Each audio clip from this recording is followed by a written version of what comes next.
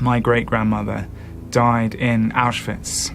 Her daughter, my great-aunt, was also in Auschwitz, and she actually survived. My great-uncle, who's still alive now, survived a different concentration camp. He weighed just 70 pounds as a grown man. It was because of them and their experiences during the war in the Holocaust that I knew that I was Jewish, and couldn't imagine myself not being Jewish.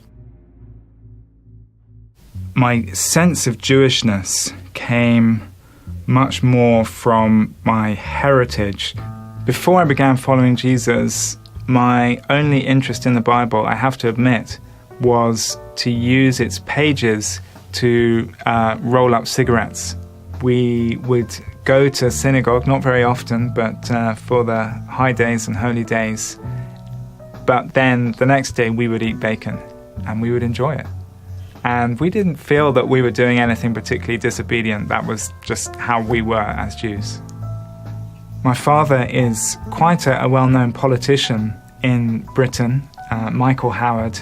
For a while he was the leader of the Conservative Party and fought the 2005 general election against Tony Blair.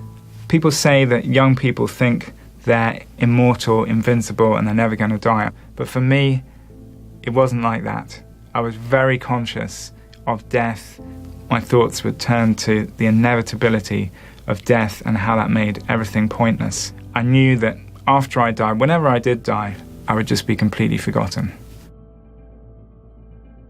And it bothered me a huge amount when I was 13, 14, 15, to the point where occasionally it made me extremely depressed, just no joy in anything, and it weighed very heavily on me.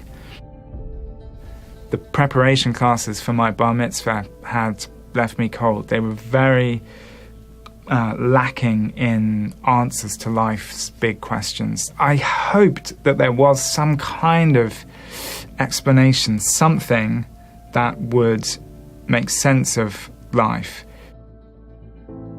During this time when I was most upset about death and its inevitability, I found I would have very happy dreams. It was as if real life was black and white, while the dreams were in colour. It didn't really help during the bleak daytime experience. Apart from it did give me a sense of hope. There must be some kind of hope, some kind of explanation, something that will make sense of the wonderfulness of the world. One day I went to hear a talk at school. Here are people who think they have answers, and I would like to find out what those answers are. The speaker there quoted Jesus saying, "Just as Moses lifted up the snake in the desert, so the Son of Man must be lifted up, that anyone who believes in him may have eternal life." My eyes popped out of my head and I was gripped by every word he said, because he was talking about eternal life. So I went up to him after the talk and said, this sounds great, this sounds amazing, but I'm Jewish, so I suppose it's not for me.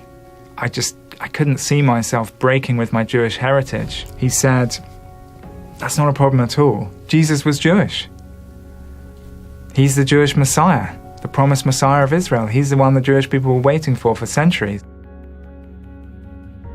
This problem of death and oblivion was solved when I began following Jesus and received eternal life. I knew that there was a history of Christians persecuting Jews. Did Jesus himself want that persecution to happen? Well, of course not. To follow the Jewish Messiah, the promised Messiah, that is the most Jewish thing that anyone can do. There is nothing more Jewish than following your own Messiah. You might imagine that someone who is only ever good would be maybe a little boring, but it's not the case with Jesus. He is good, but not in a dull way. He's always getting into interesting situations. He's always saying extraordinary things which you can think about for days. And he is magnetic.